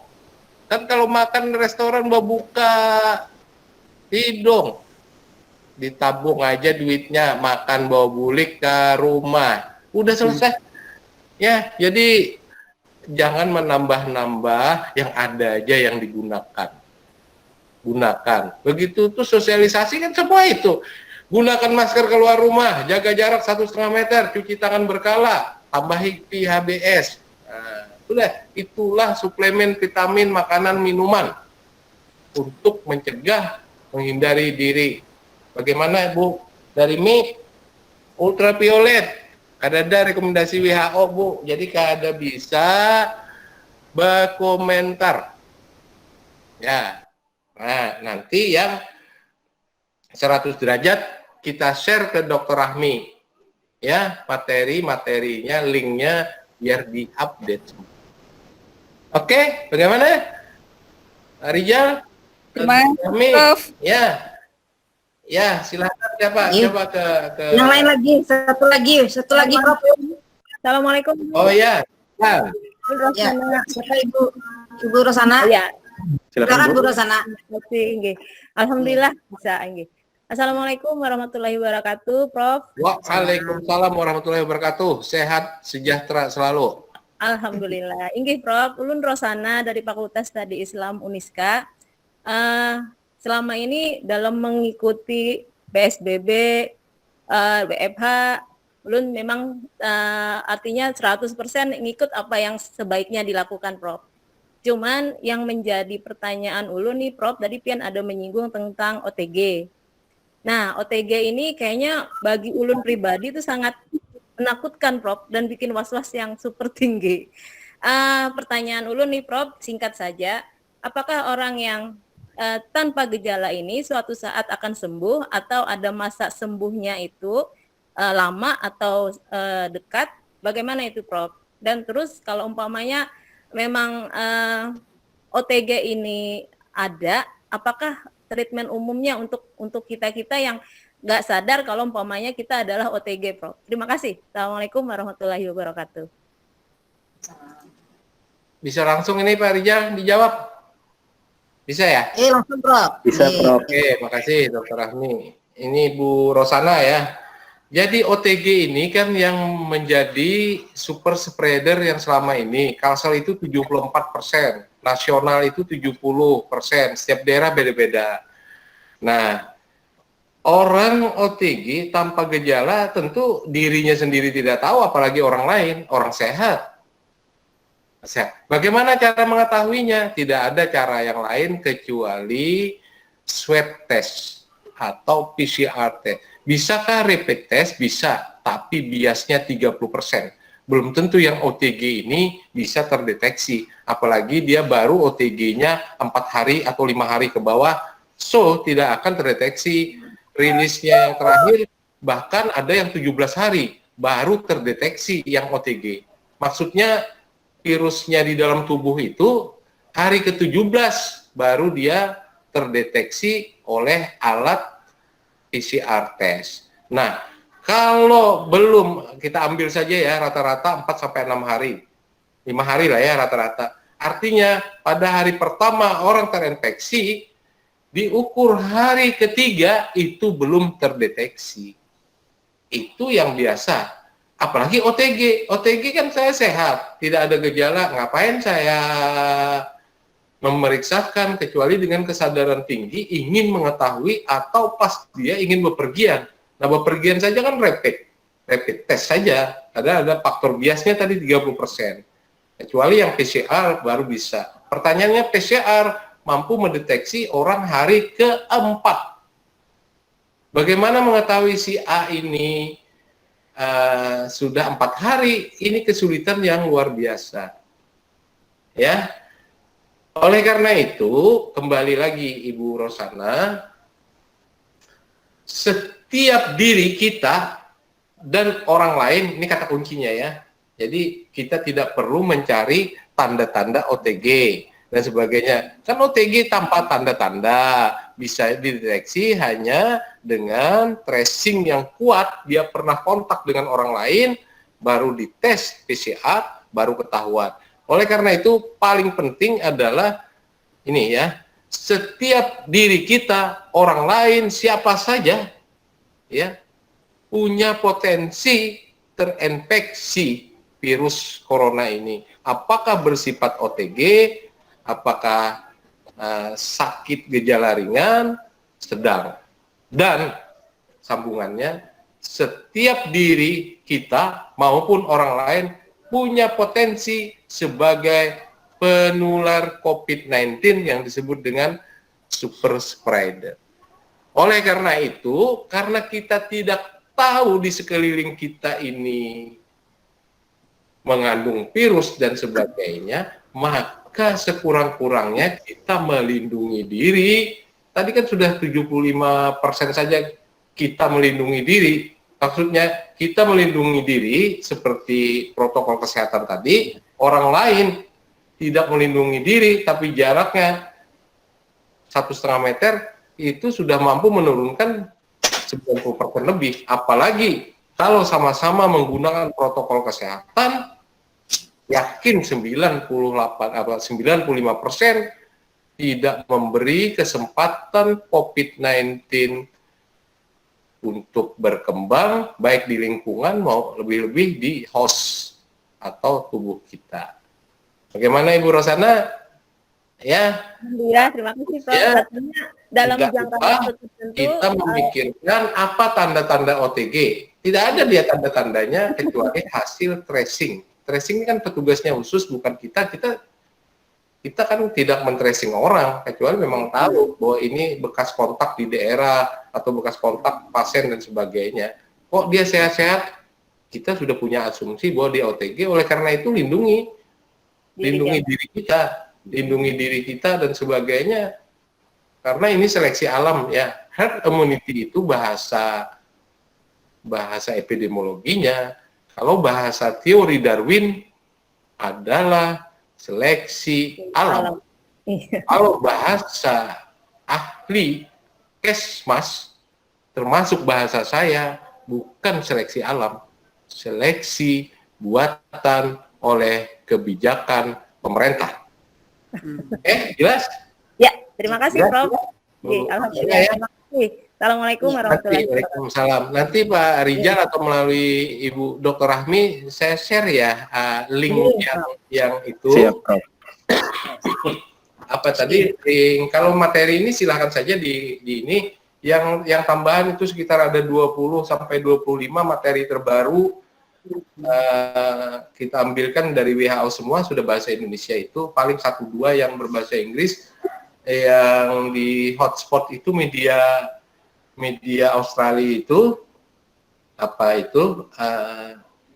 langsung dia ke Google Translate sudah paham kita ya, memahami gitu ya. Jadi tentu ya, sekali lagi supaya kita aman dari pribadi kita, anak kita, suami, istri, lingkungan kita, kawan-kawan kita di grup, hentikan menonton, hentikan membaca, hentikan mendengar tentang konspirasi dan hal-hal yang mengabaikan diri kita. Saya kalau ku cerita dan ku buka, itu mengerikan sekali ya, data-data nakes kita. Mestinya tidak boleh terjadi. Jika dari awal ya pemangku kebijakan kita tidak abai, tidak menganggap remeh, melibatkan sebanyak-banyaknya masyarakat, akademisi, tokoh masyarakat, sebagainya, insya Allah 80% kita bisa cut, mungkin kita sudah betul-betul normal. Gitu ya. Nah, barangkali yang di sini sudah tahu berapa tenaga nakes kita di Kalsel di Indonesia yang sudah kena. Nah, ini kita tentu justru prihatin dan sebagainya. Yang meninggal kita doakan bersama-sama, insya Allah mati syahid, yang sakit cepat sembuh, yang di karantina cepat selesai, nggak stres, ya. Nah, tolong masyarakat kita yang sehat ini, yang kira-kira 99, sekian% masyarakat kita yang sehat ini, jangan turun angkanya. Artinya jangan lagi menambah-nambah beban tenaga kesehatan yang di garda belakang mestinya mereka. Fasilitas kesehatan rumah sakit, klinik, puskesmas itu mestinya kita posisikan pada garda belakang. Jika bagian hulu masyarakat yang sehat 99, sekian% ini jangan lagi menambah beban ke belakang. Begitu ya Bu Dr. Rahmi, Rijal, dan Bapak Ibu peserta webinar sore ini. Ucapkan terima kasih sekali lagi ya Rektor Uniska, Bu Dr. Rahmi, Dekan, dan semua ya yang terlibat. Saya sangat senang sekali mensosialisasikan hal-hal seperti ini, berbagi, karena inilah basic cause-nya. Jadi penyebab dasar persoalan ekonomi kita, sosial budaya dan sebagainya terpuruk, mestinya secepat-cepatnya kita selesaikan pandemik virus corona. Yakin tadi tidak bisa hanya dibebankan kepada gugus tugas dan pemerintah daerah, pusat daerah, kalau jika tidak kita yang ikut bersama-sama menyelesaikan. Oke, baik, Rija. Dr. Rahmi. Terima kasih, Prof. Sangat bermanfaat dan sangat menarik informasi yang Prof sampaikan kepada kami peserta. Iya, Bu Rahmi, kalau pesertanya minta materi yang ini, mungkin malam ya. Oke. Nanti ya untuk materi kami share nanti di grup. Di grupnya ada grup online lagi webinar, jadi hari ini 3. Terima kasih Prof juga peserta semuanya. Untuk sesi terakhir kita foto bersama dulu, Rijal. Foto bersama, Rijal. Ya, foto. Siap, Bu. Sama, siap. Bapak Ibu mohon dibuka kameranya agar kita buka bisa kameranya semua. bersama. Kita foto bersama dulu. Oke. Ya, silakan. Ya. Iya. Bentar, Bu, belum hitung. Oke. Iya. 1, 2, 3. Oke. Ya. Sekali lagi mungkin. Ya. 1, 2, 3. Oke, terima kasih banyak Bapak Ibu. Ya. Alhamdulillah telah berakhir webinar kita hari ini. Saya ucapkan terima kasih kepada Prof Husaini yang sudah bersedia membagikan informasi dan ilmunya, dan juga kepada semua peserta. Nanti link yang dibagikan oleh Profesor akan kita share di grup ya, yang Bapak Ibu sudah masuk di grup. Nah, baik, dengan ucapan alhamdulillah maka kita akhiri. Assalamualaikum warahmatullahi wabarakatuh. Waalaikumsalam warahmatullahi wabarakatuh. You protect me and me protect you. Hanya itu vaksin Ini bisa kita dapatkan. Terima kasih. Mohon maaf. Assalamualaikum warahmatullahi wabarakatuh. Assalamualaikum warahmatullahi wabarakatuh. Ya. Sebanyak Bapak Ibu.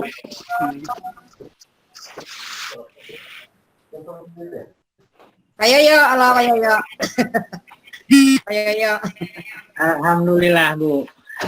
Ya. Pak Yoyo. Alhamdulillah. Sehat Bu. Ya. Ya, sehat alhamdulillah. Ibu Rosana gimana, sehat? Alhamdulillah. Alhamdulillah sehat Bu. Ya, alhamdulillah. Jangan keluyuran dulu ya. Ini di rumah terus Bu ay. Kata Prof tadi jangan keluar-keluar dulu. Iya. Iya Bu, laksanakan.